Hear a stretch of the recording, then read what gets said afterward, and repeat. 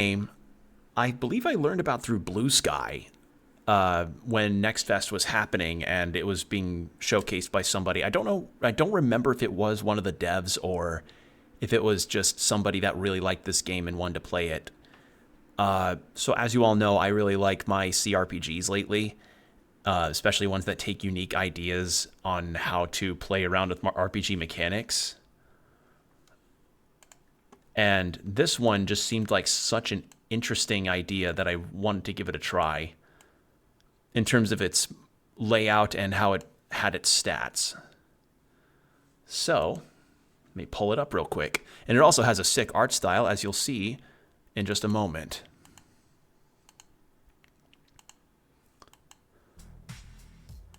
You'll likely hear the music, and here's the game, Celestial Return. So I know this is a CRPG style game where you're moving across a grid with stats, but the story, let me double check on the story real quick. Because like, I kind of gave it a cursory wish list and glance, but the deeper aspects of the story would be...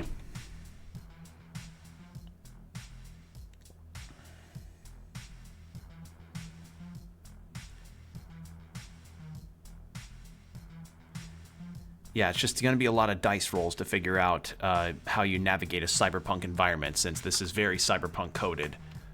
But yeah, let's give this a try. Never mind, there's nothing, no games to load. New game, didn't mean to click load game. Alright. Celestial Return Book 1, Chasing Smoke. It was supposed to be an easy job. A few questions, a clean report, done. But in this city, nothing comes free. Howard chases shadows and dead ends, and the deeper he digs, the clearer it becomes. Some doors are locked for a reason. I love this art.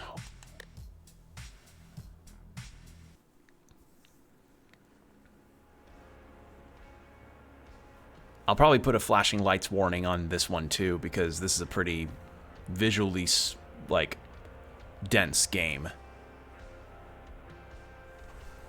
Oh, wait, hold on. Forgot to change my thing real quick.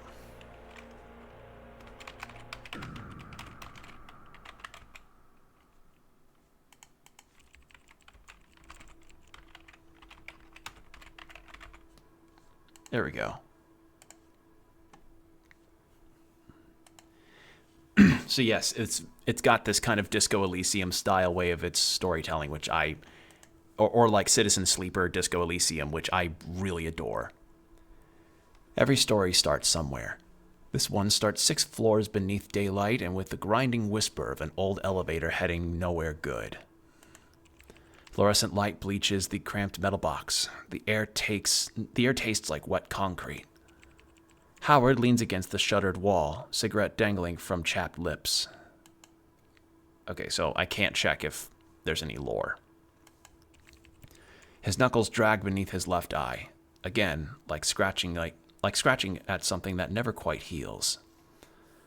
Crack a joke to lighten the mood. Flick the ash. Watch it fall through the cage floor. Close your eyes. Pretend you're anywhere else. Pretend you're anywhere else. It doesn't work. The stink, the groaning descent, the 5 PID troopers are still there. Visors down, bodies stiff, fingers locked tight around their rifles. Neural archives sync complete. The PID. Or PID.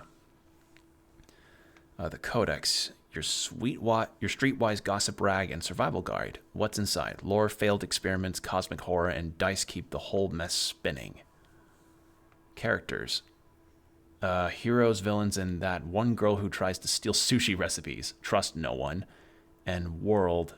Flooded districts, neon alleys, and places best left to the rats. Okay, so just gives us stuff about lore. Archive.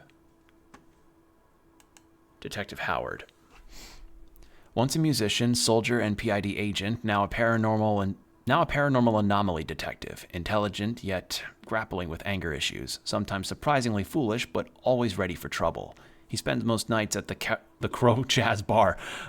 I almost said Couch's Bar, and that was gonna be very different. Despite repeatedly failing the charm of Failing to charm the bartender, his most trusted friend is a talking rose. We'll get to that later.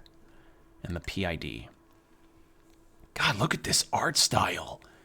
The Paranormal Investigation Division is a state agency dedicated to investigating and containing abstracts. It was created when the first manifestations overwhelmed the city. Neither police nor military, but something new built for a threat no one understood. A place Howard once served. Okay, so it's cyberpunk meets supernatural. Cool. Oh man, this is crazy. I love this. Insights? Okay, so these are my skills that I can upgrade. Ooh, these portraits are cool. Perception. The ability to perceive and interpret environmental stimuli. An intellectual being who understands its surroundings and can make correct decisions. Irrational and erratic thinking, leading to impulsive and often comedic decisions. Anger issues, controlled outbursts of anger and excessive inconsistency, including anger problems affecting the thought process. A character trait that is morally correct and acts with good intentions.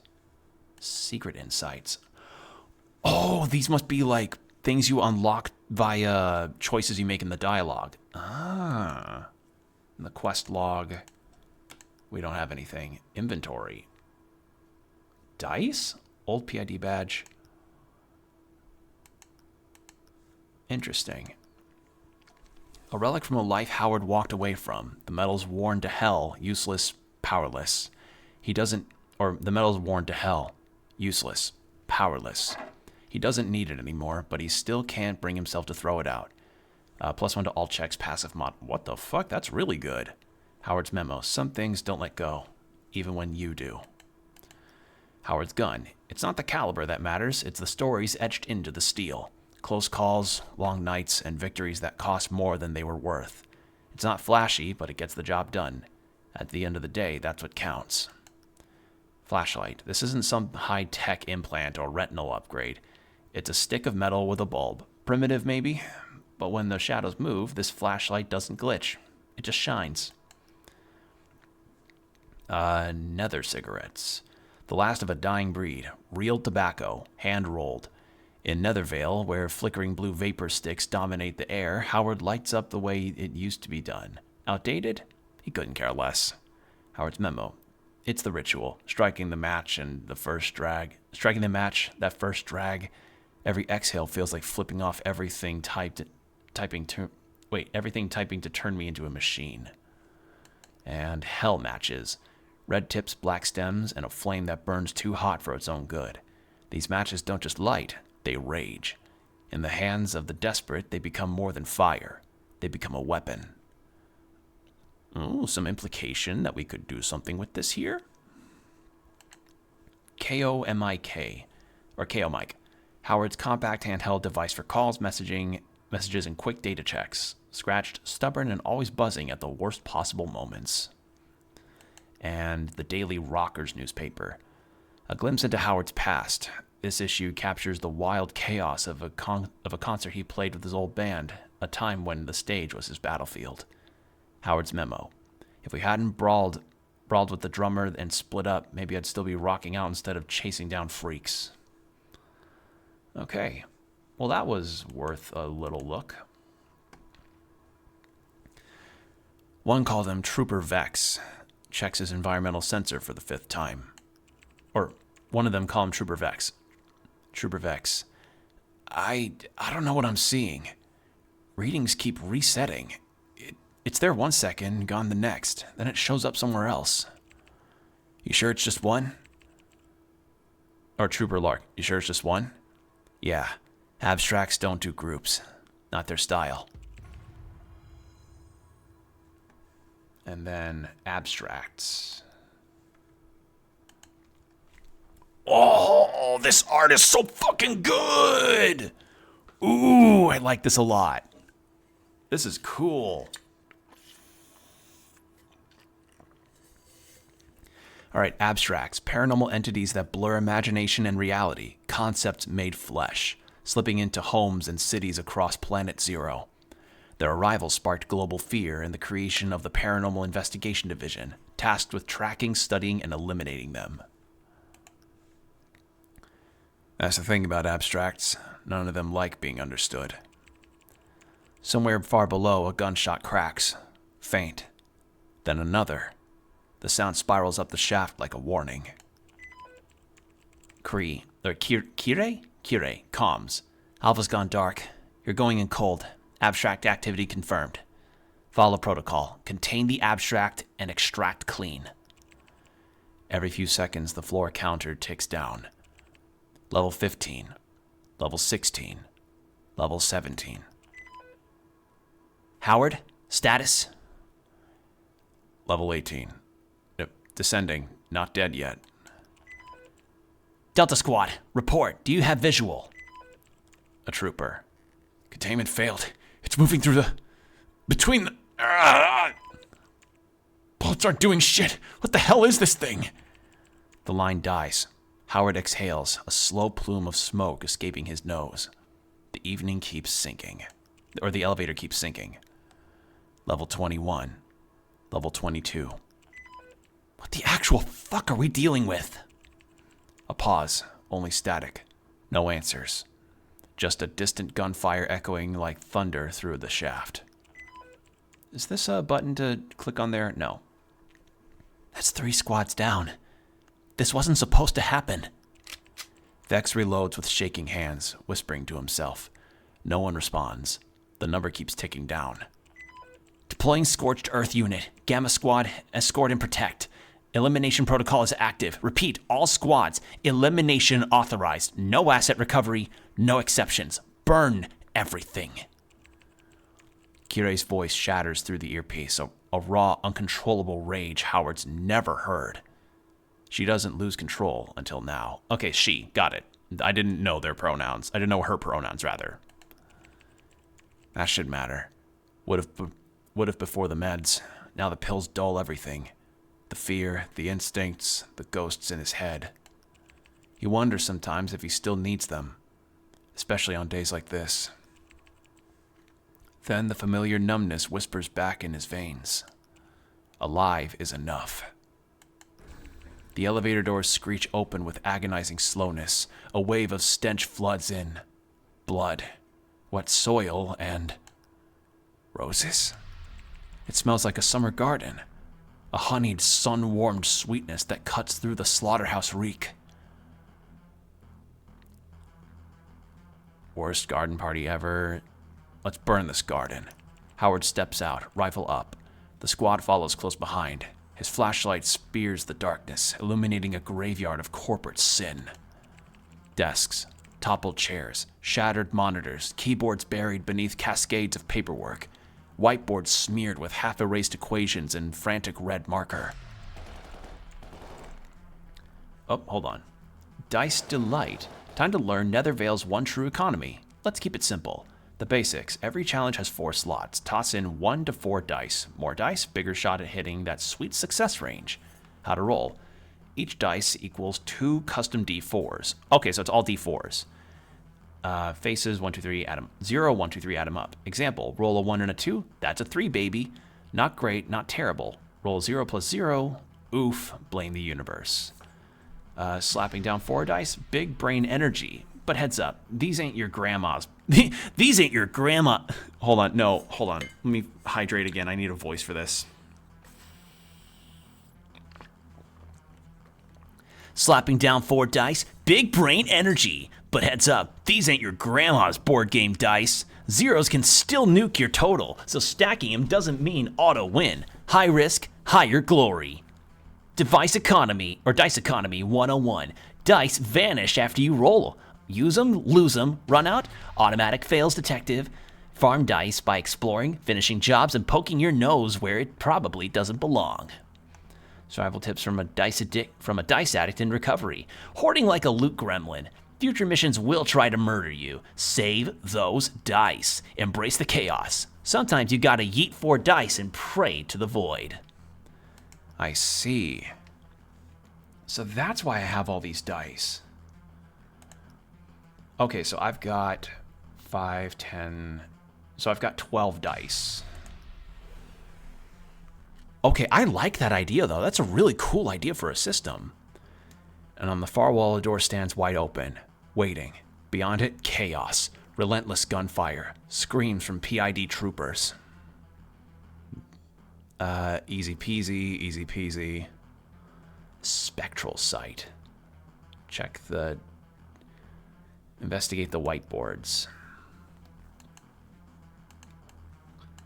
We're gonna just... We'll roll this. Oh my god. You cannot be serious. I rolled a critical failure on my first roll. That's fucking telling. Howard narrows his eyes at the mess of ink and equations. Circles within circles, arrows to nowhere, scribbles like someone trying to outrun a breakdown with math. Nothing useful. Check the desks. Let's try that again. Anything better? Much better. Howard sweeps the flashlight over the nearest desk. Buried beneath scattered files, a lab log catches his eye. Eden Corp letterhead, abstract number 4781 EC, subject phase 3. He can't follow all the terminology, but the implication is clear enough. Eden Corp was experimenting on abstracts. As he shifts the papers, something clatters. 2 8-sided dice, left behind like an afterthought. He pockets them. Oh, that was good. Spectral sight. Howard blinks. The implants kick in with a low throb behind his temple. HUD markers bloom to life. Ambient temperature, EM distortion, trace chemical levels, scrolling faintly in the corners of his vision. He scans the room, left to right, ceiling to floor. No targets here, but whatever's chewing through the other squads, it's waiting on the other side of that door. Rush towards the gunfire. Howard bursts through the doorway, rifle up, squad at his heels. Boots hammer metal, breaths rasp through the comms. The corridor funnels them forward, then spits them out into a greenhouse. Shattered glass walls, soil underfoot, wet with blood. His retinal implants kick in. 1 frame, then 10. Then, hundreds. His vision drowns in overlapping detection boxes. Green outlines swarm and multiply, each locking onto something in the greenhouse. Roses. Hundreds of roses. Crimson petals curled like fists, cradling pale, dreaming faces. Oh, their faces in the... Ooh! Asleep in the carnage. What the hell happened here? 2 years hunting abstracts for the PID. Not once has he seen anything like this. He's seen things phase through walls, heard screams that liquefied bone, watched creatures bleed light instead of blood. Never this. 2 years of service, a short stretch by any measure. Except the PIDs. The division didn't exist before the first abstracts began appearing in the Nethervale. Which means Howard, by default, or by bad luck, which makes Howard, by default or by bad luck, the most experienced field agent still standing. Now, watching his sight drown in green ghosts more than he could ever shoot, let alone understand, a cold thought settles. This might be the last day he holds that title. Whoever the artist is, I applaud your fucking work in this game. Holy shit. The scream rips through the air. Howard turns, his spectral sight zooms, reframes, and locks on something much bigger. Flying, shredding through a trooper mid-reload. What the hell is that? Moonface! Someone yells over comms. It drops from the ceiling like a dying god, limbs stretched wide, shielding the roses. Its body crackles with twitching nerves, leaking dark ichor. Leave my roses! A trooper panics and fires. The bullet ricochets, tearing a small hole through the abstract's side, but it doesn't flinch. Don't touch them. I stand. I'll bleed. I'll suffer. Just to wake them. They're all that matters. Movement slow. Breath feels like a decision. Or every breath feels like a decision. Howard raises his rifle. The squad follows. One wrong move, everything ends.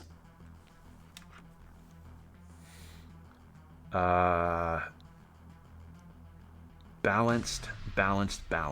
Okay. I'm gonna try containment procedures.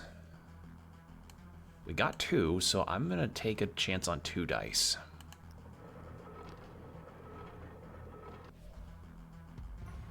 Awesome. Cover fire only. Prep for containment, not execution. The squad hesitates but listens. They tighten formation. Shields come up. Moonface watches, confused but doesn't resist. For a second, it almost looks like it's going to surrender. Torch squad inbound. Hold position. Gamma, don't let that thing get near them. Full cover.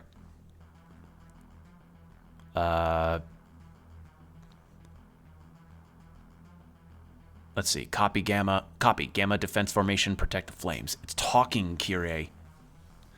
That means it's aware. We can reach it. You burn the abstract, the whole field goes with it. That thing's protecting them for a reason. Let's go with that. I don't care about its reasons, Howard. It's butchered 3 squads. At least let me talk to it. 1 question, that's all. I'm gonna do that.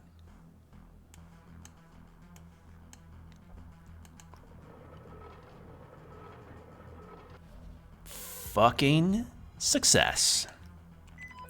You've got seconds, not minutes. Ask your damn question, then we torch the whole garden. Howard moves. Slow, deliberate steps crunching over soil and broken glass. His squad tenses behind him. Stop! Howard halts, drops his weapon just a little. Just enough. Where is home, and why are you protecting them? Where is home, and why are they dreaming of it? What did Eden Corp do to you? Is this what they were trying to replicate? What is Project Nectar? Oh. Opportunity missed. Interesting. So there's some dialogue you can get when you have certain opportunities that you go through with this. Where is home and why are they dreaming of it? Eden Corp understands. Will send us back. It doesn't get to say anything else. The scorched earth unit in ignition roars in the corridor behind Howard. Heat licks at his back. No. No, wait. Please don't.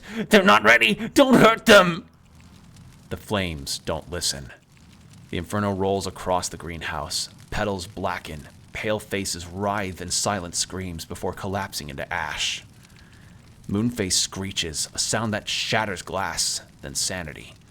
It implodes midair, spilling thick, iridescent black sludge that pools in the scorched earth. Ash begins to fall. The greenhouse becomes a furnace. Around Howard, troopers scramble for the exit. Kirei's voice saws through the comms. Move your asses! Howard turns to follow, then stops. Not for any reason he can name. Just something in his spine. Not pain, not instinct. Like being watched. Or remembered. He glances back.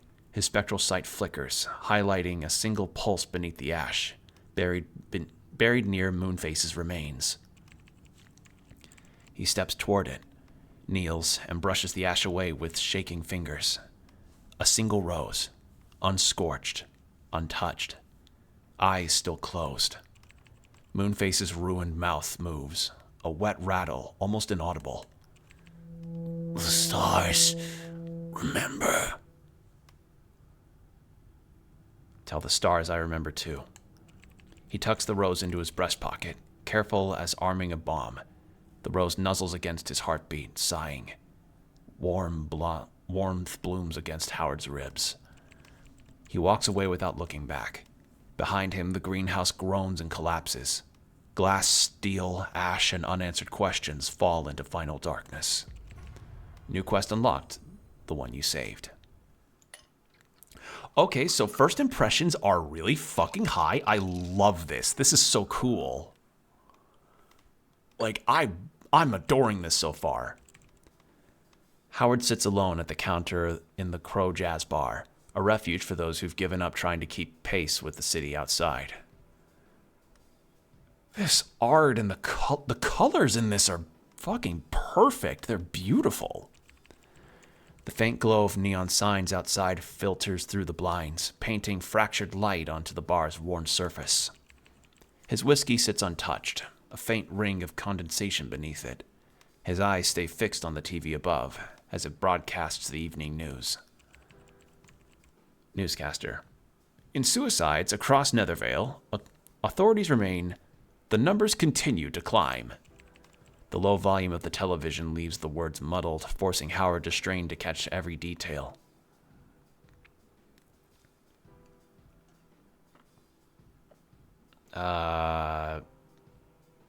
Move closer to the TV. Howard rises, steadies himself, and makes his way past empty tables to the screen. He rests an elbow on the bar, his attention fixed on the broadcast. The community is in uproar, demanding transparency from law enforcement. What is driving this sudden epidemic of suicides? Who will step forward to shed light on these tragedies? The Hello? The bartender stops wiping the glass. She folds her arms and watches the screen for a moment before turning to Howard. The bartender. But it's been like this for weeks now. Feels like the whole city's falling apart. Okay, that's her voice. All right.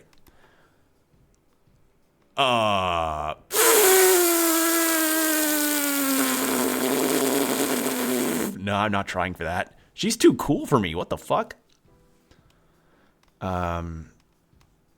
Take a sip of your whiskey. Howard lifts the glass to his lips, taking a slow sip of the amber liquid. The burn settles in his chest, offering a momentary relief from the tension knotting in his mind. Now the question is Howard a bourbon, rye, Irish, or Scotch kind of guy? If I were to be the guy picking, I'd pick bourbon. Long day? Aren't they all? She leans against the counter, her expression softening.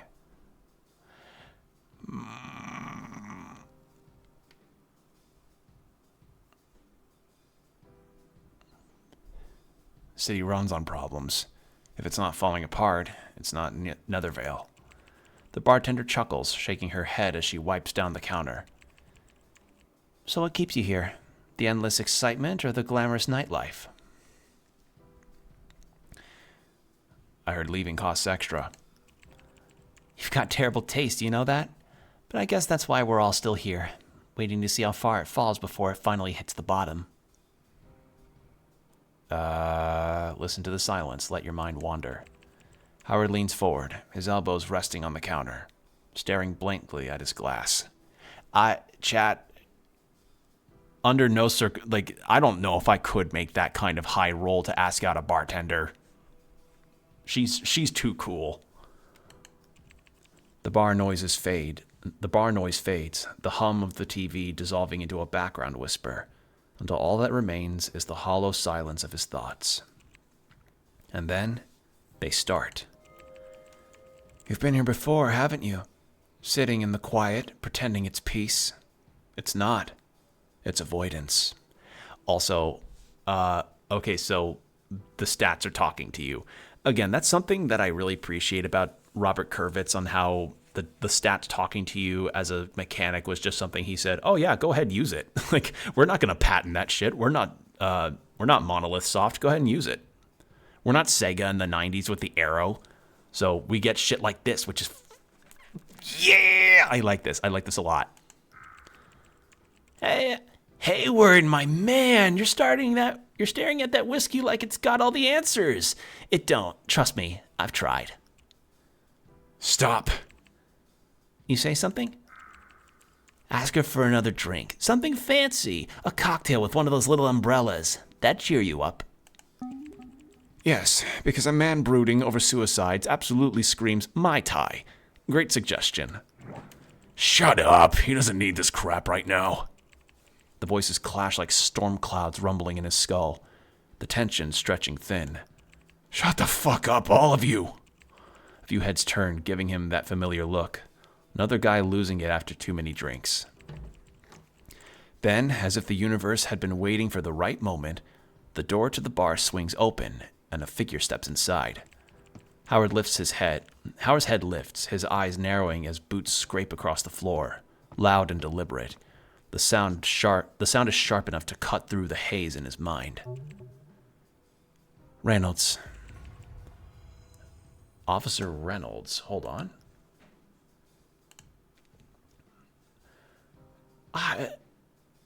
Who's the artist? They're so good. Let's see. Officer Reynolds, a long-serving police officer and Howard's oldest friend. Reliable and methodical, he's one of the few people Howard still trusts. Okay. He locks eyes with Howard, his expression coiled tight with urgency. Without hesitation, he crosses the room. Shouldn't you be out flashing that badge of yours somewhere? Reynolds pulls out the stool next to him, sitting with a sigh. I've been flashing it all day, chasing leads that go nowhere. Thought I'd try something smarter. You look worse than I feel. Yeah, say what you want, but you still think... Oh, God. Yeah, say what you want, but you're still the guy people call when they've run out of better options. Take that as a compliment. Perception, anger issues, not interested. Yeah, wouldn't he have a whole department for this? Reynolds exhales, leaning back slightly in his stool as if debating where to begin. Ordinarily, yes, but this isn't ordinary. He pauses, glancing at the bartender before leaning in, voice lower. It started small. A few suicides here and there, nothing unusual. But now, it's everywhere. Jumpers, overdosers, hangings. And this is police business because... Reynolds reaches into his coat and pulls out a thin folder, tossing it onto the counter between them. The edges are frayed from overuse. NVPD's had me chasing the suicide spike for months. Months. Autopsies clean. No patterns, no dealers, no goddamn reason. Also, ad break starting in 5 minutes, heads up. You know how many bodies I've stood over? They look relieved. Like something let them go. And don't give me that PID smirk. I know what you're thinking.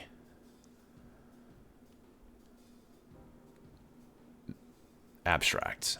Exactly. And if it is abstracts, then that's PID territory. You know how it works. They swoop in, take over, and we're left holding our dicks while they hoard the budget and the glory. Hell, half my guys still remember when we worked out our own cases. Now, we'll just clean up our PID's leftovers. His gaze locks onto Howard. Help me close this before they get their claws in.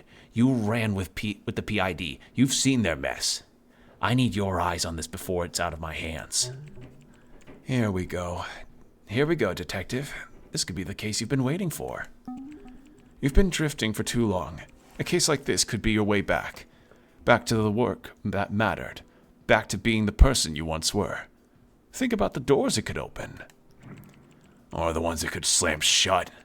What happens when it all blows up in your face? Sorry, doing these voices. Desperation like Reynolds doesn't come without its strings. You really want to get tangled in this mess? A big case means big payday, right? Sounds like easy money to me. It's not about the money or the reputation. It's about the people. Someone out there needs help, and you have the skills to make a difference. You know what's right.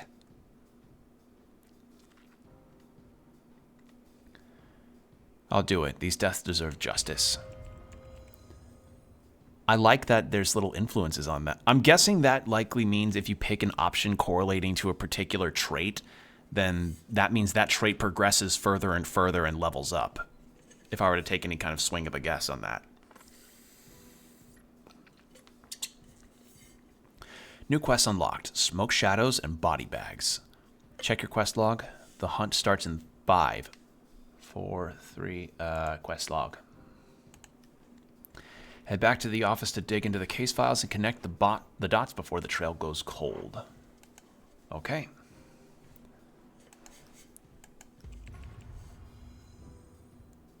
Case files, no refund policy. Sorry. I am adoring the writing in this game. 1, it's very good, and 2, it's pretty funny. Time to talk about the junk in your pockets. What are items? Items bend the rules of skill checks. Some boost you, others sabotage. Some boost you, some sabotage you, and some are just plain weird. They can affect all kinds of rolls, either passively or on demand. Let's see, passive items. These live in your pockets, or these live in your pockets without paying rent. Passive items stay active until the end of the game. You don't need to click a thing. When a relevant skill check happens, they automatically appear in the upper right panel. Got a perception bonus? Rolling perception? Congrats, the item shows up and does its thing. Single-use items? Okay, that's pretty self-explanatory. Use them to stack bonuses onto a difficult roll, then kiss them goodbye.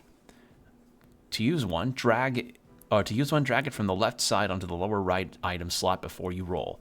You'll remember these right after the roll fails. I like that. That's funny. Because that has happened where it's like something could have stacked for an important bonus onto a roll, but you forget it as you roll it, and then you remember it because you literally look down and it's directly in your inventory, and it's like, shit, I needed to climb this rope to get up to the next level or I need to climb up this cliffside to get to the next section of our campaign. And I failed like 2 climb checks and took like really, really bad bludgeoning damage. And then you look at your character's inventory and see you had like 50 feet of rope and you're like, fuck! I fucking forgot I had that! That's pretty funny. I like that they just know that you're bound to forget that you have something that could be good for a bonus.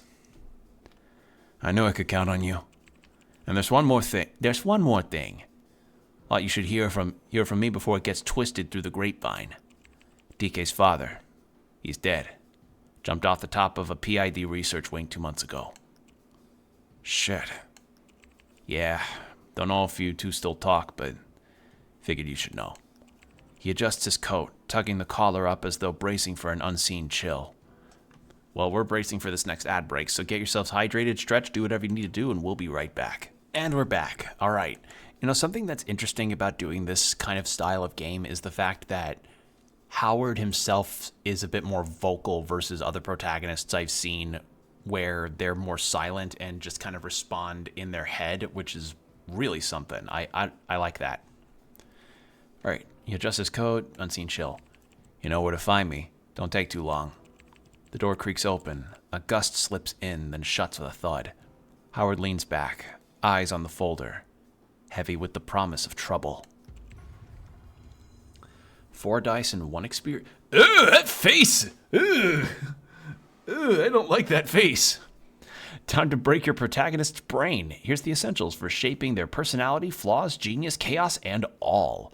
What's insight? Insight points, brain upgrades. Earn them by collecting 6 experience. Okay, so it's a fixed amount of experience to level up with a point. Grind missions, push conversations too far, survive things that should have killed you. Insights are the core parts of your psyche. Forge them together. Build a genius psycho, a virtuous fool, or your own unique contradiction. The system won't stop you. Your move: build a hero, a disaster, or a meme. P.S. Virtue won't stop you from looting corpses. The game won't judge. We might. I like this game. I like this game a lot. This is very fun. Insight. Yeah, so these probably get unlocked by different choices we do. I want to... Can I... So I have a point. So how do I...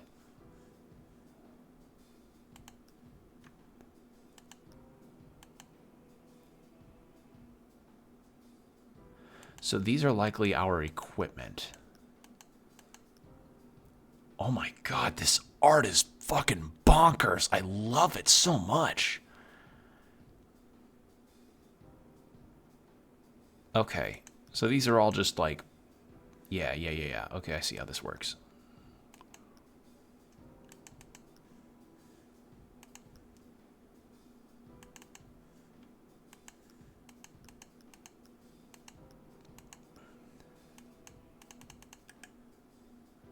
Okay, so I don't have an insight available yet, so probably later. What the hell did I just agree to? Let's see if Nethervale is still worth saving. Spoiler alert, it's probably not. It is. Howard grabs the folder, nods to the bartender, and steps out into the rain. The city greets him like it always does. Cold, wet, and sick of his face. In the final game, because I've decided, yes, I will play this, whether on my own or on stream, that's kind of up in the air, but when I play this, I'll try to flirt with the bartender. She's too cool, but fuck it, why not?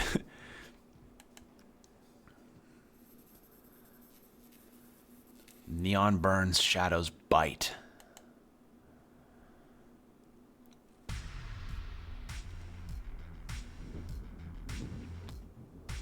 Alright, Nethervale, Neon Burn, Shadows Bite. Welcome back to the gutter, detective. You know these streets better than your own reflection. But let's see if you've still got the chops. Movement controls, WSD, hold right click and drag to glide the map around. Double click anywhere for hyper skate mode. Yes, his boosts have illegal mods. Don't ask. Wow. Exploring locations. Open spots glow with icons. Think cyber breadcrumbs. Click the icon, Howard autopilot's there. Sit back and enjoy the ride. One visit ain't enough. Places can change every visit. Come back later and it might not look the same. New dice, new loot, new danger. So that's Reynolds' house. Crow Jazz Bar, so that's where we're currently at. Detective's office. Entering will end the demo. Don't say I didn't warn you. Okay.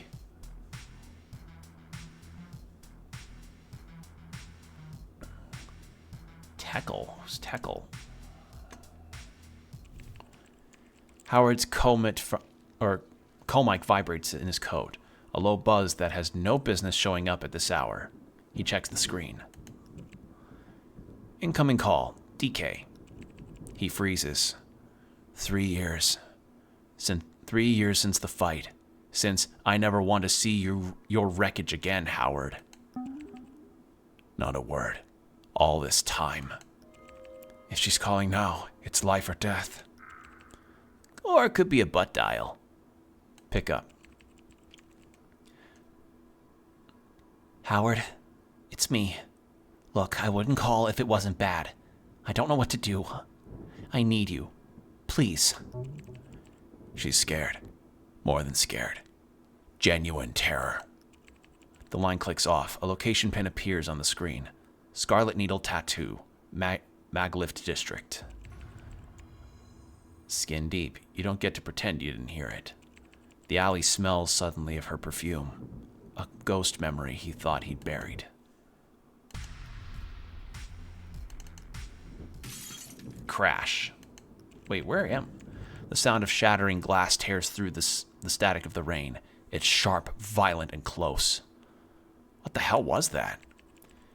You sure that wasn't your stomach finally giving up on you?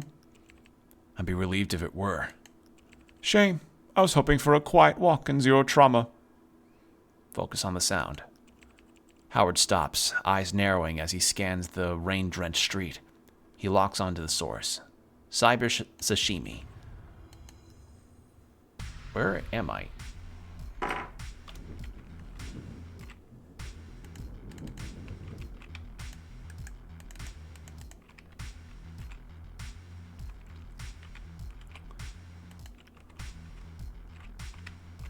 There we go. Okay, movement I've got to get used to. Howard steps up to the broken window frame. Inside the restaurant is a wreck. Overturned tables, smashed chairs, soy sauce everywhere. That fish smell is assaulting my senses. If you pull me out, I'm holding my breath and pouting, and filing a formal complaint loudly. Duly noted. Just try not to pass out on me.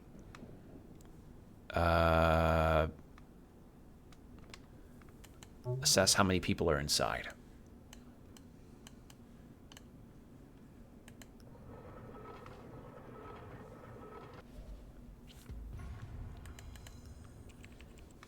Howard narrows his eyes, focusing on the scene inside. Despite the dim light and the chaotic mess, he manages to pick out the familiar figure of Chef Hero. Next to Hero is another figure, leaner and far more menacing, moving with a predator's grace. Howard can't see their face clearly, but the aggressive body language and the fact that Hero is clearly not in control of the situation make it obvious. This is no customer. Scan for abstract presence.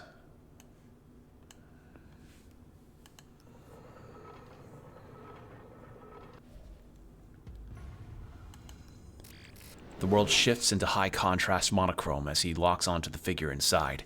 He hunts for the telltale static of an abstract, the distortion of reality. There's nothing. No spectral presence. Just a solid, grounded human. Even if not entirely flesh and blood. Howard's shoulders relax slightly. Listen carefully, focus on the voices.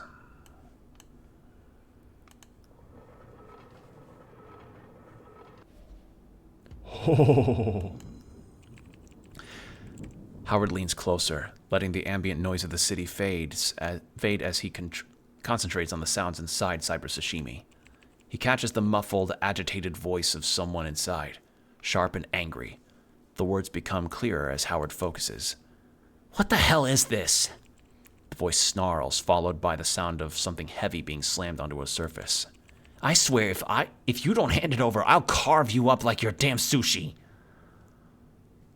And this before it gets worse. Howard pushes the door open. The interior is a slaughterhouse of culinary debris, slashed tuna and sticky rice smeared across the tiles. In the center of the chaos stands Chef Hiro, gripping his legendary blade. He looks ready to gut the intruder like a fresh catch. "Detective, what you're seeing is a moment of desperation." Neither of them notices Howard. He steps closer, squinting through the gloom until the thief's face comes into focus. Howard freezes. It's Lilith. Lilith Vanille? Data Kraken's sister. Oh. So DK Data Kraken. Oh. Because we have not gotten any knowledge on DK.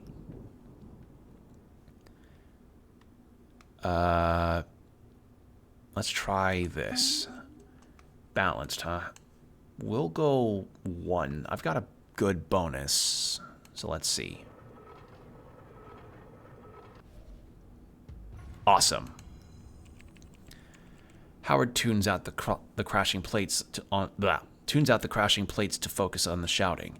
Lilith isn't demanding a payout in dice. She isn't looking for the safe. She's screaming about a secret recipe. Howard blinks. She committed a felony for the spicy tuna sauce instructions. Wow.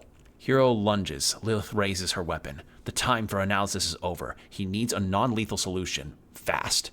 He scans the counter for anything to slow her down.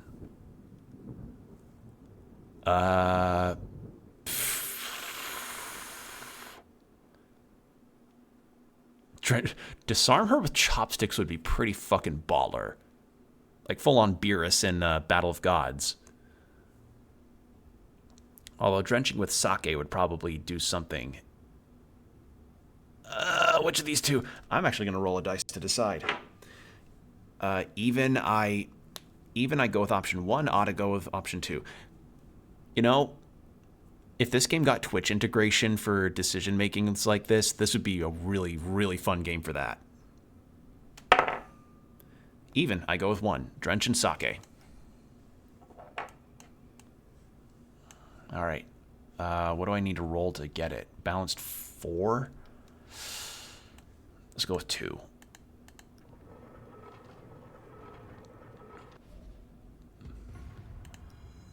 Howard locks onto a sake bottle on the counter. He snatches it up and hurls it. The ceramic explodes against Lilith's face in a shower of glass and rice wine. She staggers back, gasping as the alcohol stings her eyes. Right move. Right moment. Howard's attack leaves her wide open. A flash of steel cuts the air. Hiro is there instantly, the razor edge of his Yanagiba hovering millimeters from her throat. I don't want to hurt you. Don't force me. Wow, seriously? You're okay with this? You're just gonna stand there? Howard steps over the wreckage. The fight is over, but the politics are just starting. The law exists for moments like this. Or it doesn't, if we believe family can do better. Call DK. Howard ignores the police frequency and dials a private number. 10 minutes later, a beat-up cyber bike skids to a halt outside. DK storms in, helmet under her arms, rain dripping from her leathers. No, you called her? Please, just call the cops. Shut up, Lilith. Get on the bike. She shoves her sister out the door, then pauses, looking at Howard with exhausted eyes. First Yara, now my sister. You're making it really hard to hate you, Howard. She doesn't wait for an answer. The bike roars away into the rain. Back inside, Hiro shakes his head, wiping the counter. You got a savior complex, kid. Expensive habit, but you saved my kitchen, so we're square. He slides a pouch of dice across the counter. Hey! Howard steps back into the downpour. The door slides shut, severing the warmth and the smell of raw fish. Well done.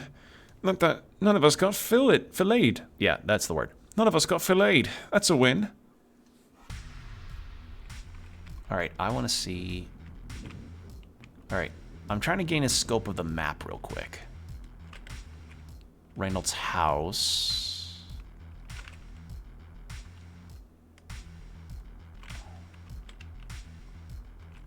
Crow Jazz Bar, Detective's Office, anything else? The statue. All right, well, I was heading over Scarlet Nita. I'm curious about this history that these two have. I want to see. The streets here are quieter, not peaceful quiet, predatory quiet. Howard stands across from the studio, half lit by a flickering neon sign. Scarlet Needle, buzzing red like it's bleeding light. Are you ready to see her again? A guttural moan tears through the silence. He isn't, but we have bigger problems. He pushes inside, gun instinctively half drawn. DK turns. Her eyes lock onto his. Wide, stunned, tears streaking down both cheeks. Behind her, a girl crouches on the floor, body convulsing. Blood spills from her lips, but it's the arm that draws the eye. Etched into her forearm, the ink isn't sitting on the skin. It's burrowing, coiling, thrashing, trying to digest her radius.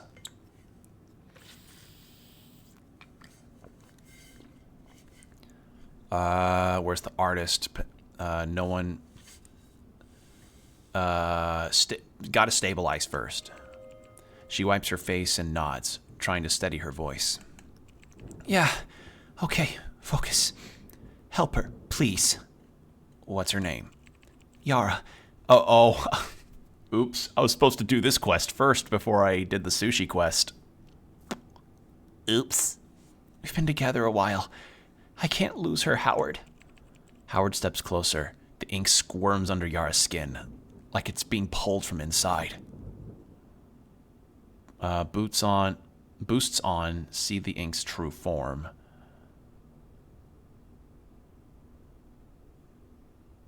Alright, let's try that. Static crackles as spectral sight floods Howard's vision.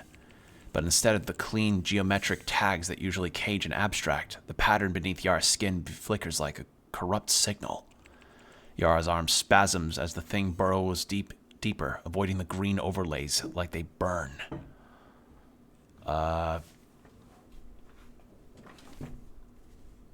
Scour the workstation, look for a specific ink or tools used to inflict this. We'll do that. I've got a +3 bonus, so if I roll even if I just roll a 1, I think I got it. Hey, there we go. Howard snaps on a latex glove. He rifles through the spilled ink caps, needles, and used tissues. There, sitting amidst the filth. That doesn't look like tattoo equipment. His fingers close around a heavy, brushed chrome cylinder. A PID containment vial. Interesting. How did this end up here? Take the vial. Try to reach the abstract. Howard kneels, taking Yara's... Oh, I love Yara's look! Ooh, you look sick! Oh, I love this art. It's so good. All right, no, Howard kneels, taking Yara's shaking hand. His gaze drills into the writhing ink devouring her skin. She doesn't deserve this. You don't have to stay inside. I know some of... I understand words. Withdraw now, and we negotiate. Foolish... You got a permanent for that meat suit? I didn't think so. Eviction time. You've got 5 seconds. Slide out or I carve you. I'm gonna go intelligence. The ink doesn't answer, but she does. Her voice slips out between clenched teeth, every word soaked in pain. I shouldn't have come here. I just thought maybe a fresh start would help. Veins of black ink shoot violently up her arm, seizing her shoulder. Howard, stop. You're making it worse. Stupid. I ruined everything. I'm sorry, Dee. Rhythm to the growth. What is triggering it? Let's go with that. Let's go 2 roll. Yeah, there we go. It spikes every time she talks about herself. The guilt. That's what it feeds on. Her regret fuels it. Tell DK to think of a memory that doesn't... Yeah.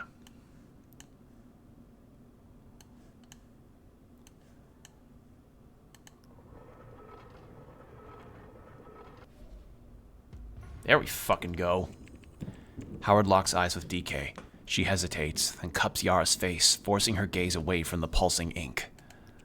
Yara, look at me. Remember the protest? When you threw that brick through the New Genesis limo? The ink slows, drawing inward like it's listening. Felt good. I'd do it again. Damn right you would. It was fucking glorious. It's weekend. Use a sterile needle to puncture the ink and drain it. Howard reaches for an... Yeah, because it seems like injection, it spreads, and so, you know, we got to immediately... Kind of like snake venom, almost. Like, if you reach it early enough, you can actually get it out.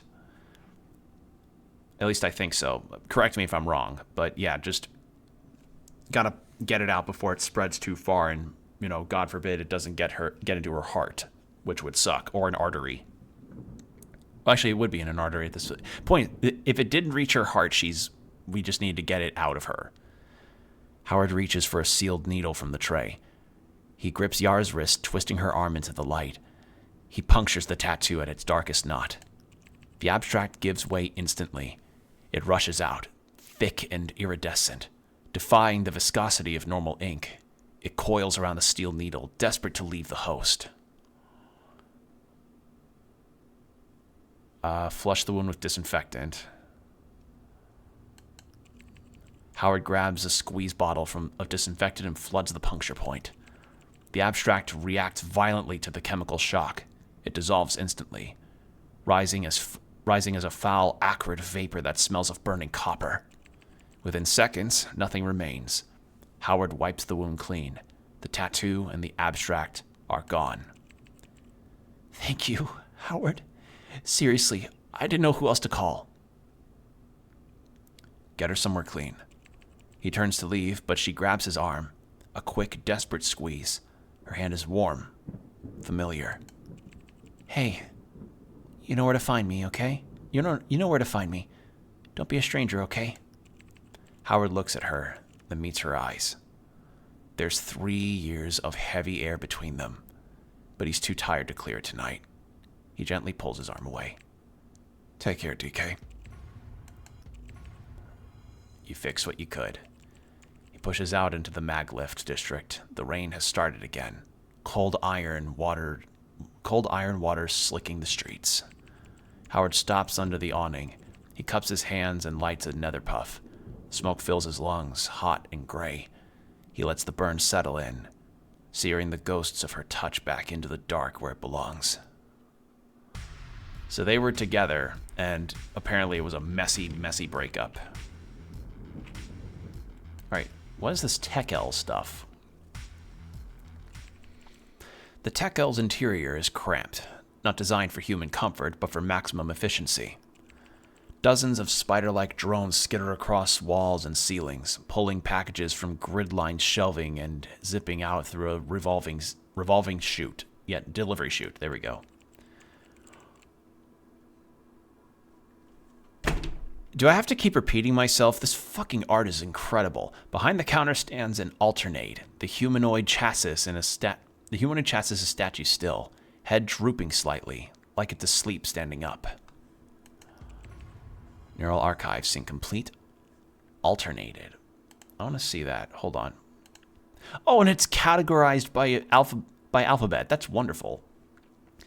Let's see. Remote-controlled shells manufactured by New Genesis. Operators jack in from their couches and pilot them through the city. They work, deliver, patrol, and take the hits so their owners don't have to. Okay, so they're a robot to pilot. From its chest speakers, a tiny, chaotic sound leaks out. Pew pew, boom. Reloading. Flank left, you idiots! Left! Are you winning? Are you winning, son? The alternated jerks violently. The war sounds cut out instantly. Its head snaps towards Howard. Lenses spiraling as they focus. Whoa, what the? You actually walked here? On the street? Physically? Are you insane or just stupid? I needed the fresh air. Fresh air? The air filters in my bunker taste like recycled sweat, but it's better than being turned into a smear on the pavement. Just show me what you sell. All right, physical man.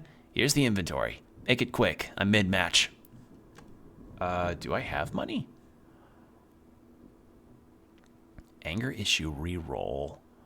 Digital locket virtue passive modify. Oh, a passive. Oh, dice are my currency too?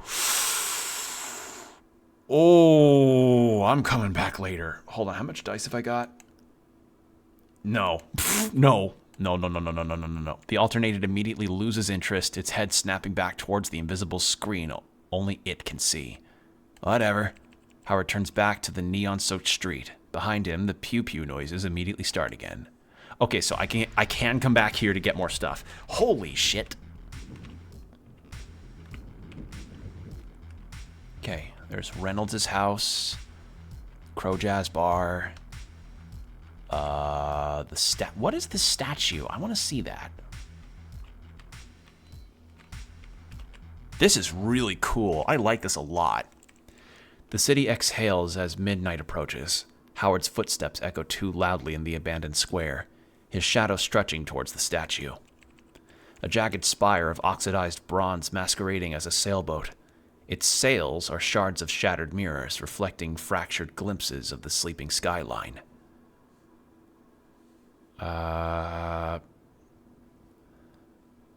Think about what's supposed to be, if anything. Howard stares at the sailboat, or it claims to be one. Lines jut out like broken geometry. It's chaotic, but not careless. Rose would have known what this meant. You're wasting time. Again. Zip it. Inspect the statue closely. Howard crouches, gloves scraping against the statue's unnervingly smooth base. That's the word. The statue's unnervingly smooth base. His fingers trace the seams where metal meets pavement. No bolts, no welds, as if it grew here. Squint at the mirrors, your face splinters into a dozen strangers. He leans in. The rain-warped reflections twist his face. 5 Howards, all wrong. Too cruel, too tired. One of them is smiling. Their eyes follow him with quiet accusation. What are you afraid of seeing? Optical distortion, stress-induced paranoia. Logically, break the glass. See what they do. Howard staggers back, collar damp with sweat. The mirrors reset, showing only his face. Try to find peace in the design. Howard exhales and lets the noise fade. The statue looms, rain roiling off its surface like slow tears. The longer he looks, the less ugly it becomes. You're not broken for needing a moment like this. Pathetic. You'll die soft. The moment shatters. A hover truck backfires. The piece was a lie.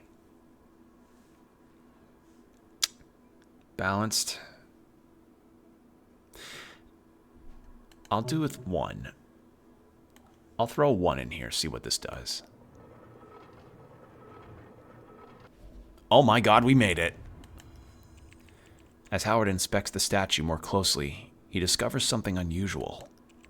Nestled in a small, almost imperceptible crevice at the base is a single gumball wrapper. It looks old and slightly out of place. A piece of gum? Weird, but it feels important. You should definitely take it. You must take it, even if it doesn't make sense right now. Take it. Howard takes the gum, trusting his intuition that it might be important, even if he can't see the connection right now. It's a hunch he decides to follow, hoping it will make sense later. It smells weird, feels important. Howard takes one last look at the thing before turning away, hands in his pockets, telling himself it's just a statue. Not worth another second. Not tonight. This game's writing, oh my god. Like, I am loving this so far. Alright, then there was... So that's our shop.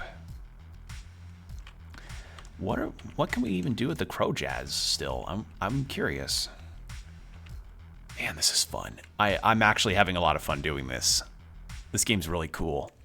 The bartender looks up as Howard walks in, a mix of surprise and amusement crossing her face. Back so soon? You looked like you were heading out for good last time. Guess I wasn't quite done with this place. He takes a seat at the bar, even as she continues her closing routine around him. So, what brings you back?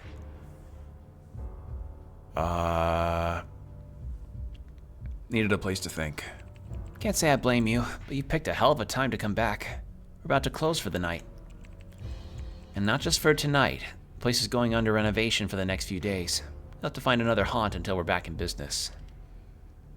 It's gonna be strange not coming here. Yeah, I know what you mean. It's gonna be weird without the usual crowd. But don't worry, we'll be back soon enough. Tell you what, since it's your last visit for a while, how about one on the house? I won't say no to that. The bartender smiles and quickly pours a drink, sliding it over to Howard. On the house then. Cheers. Howard takes a sip, savoring the moment. The warmth of the drink feels like a fitting send-off, a small comfort before he heads back out into the night. The bartender moves through her closing routine, jazz low and fading as Howard rises to leave. See you in a few days. You better. The door closes behind him, and the night greets him again, still the same. Okay, well that's a cute moment. Yeah, I'm gonna try and ask her out in the full game. Howard arrives at Reynolds' place. He knocks. A moment later, the door slides open with a soft hiss. Reynolds stands there, his face showing a mix of fatigue and concern. He looks at Howard with a questioning gaze, as if searching for answers in his expression. Didn't think I'd see you again tonight. You got news? Still piecing things together. All right. Let me know if you need anything or if you come across something new. I'll be in touch. Almost forgot. Here. Found these tucked in the evidence stash. Though they were just junk, but you've always had a knack for making use of the useless. He presses two small, heavy objects into Howard's hand. Ooh, dice. Howard steps back into the downpour, collar turned up against the rain. Reynolds gives a small nod and steps back without a word as the door slides shut. That's it. Okay, well, what else can I interact with? That's the office. I'm not really seeing anything else I can interact with at all.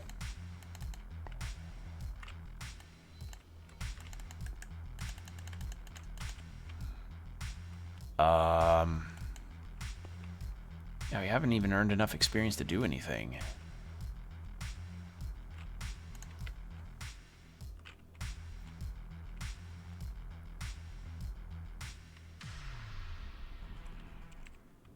Heal me. Heal! Are you blind? Howard steps closer. The alternated head snaps back towards him instantly. No surprise, just irritation. Oh, it's you again. The walker. Still not abstracted. Impressive. Still playing? Playing implies I'm having fun. This is ranked competitive. It's mostly stress management with better graphics. We're losing, by the way. Thanks for asking. Now, are you buying something or just distracting me? Show me the goods. Make it a twig. My team's pinging me for support. We'll buy one of these. Why not? It's the demo. Next.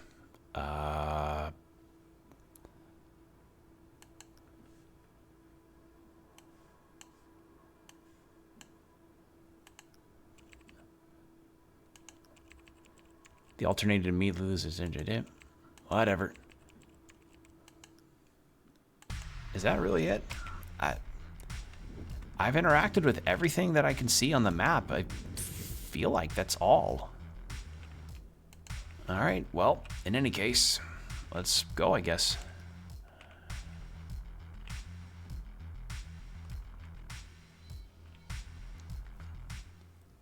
Alright, well, that was Celestial Return. So, art direction, illustration, fucking stellar team. Honestly, this is really fucking good. So my first impressions is this. I fucking adore the writing. I love the art. The music's good. And I see a lot of really, really cool potential in this. Like, this is fucking rad. So we have a plan. Like, I genuinely like this a lot. So, I can't recommend this enough. If you love your CRPGs with some really good writing, this will definitely be up your alley. And I like the systems put in place here to make every role feel very unique and varied. And the fact that your dice act as your currency as well as the way that you roll for your stats is... that makes you kind of measure out, like, how to prioritize using your dice. And I love that a lot.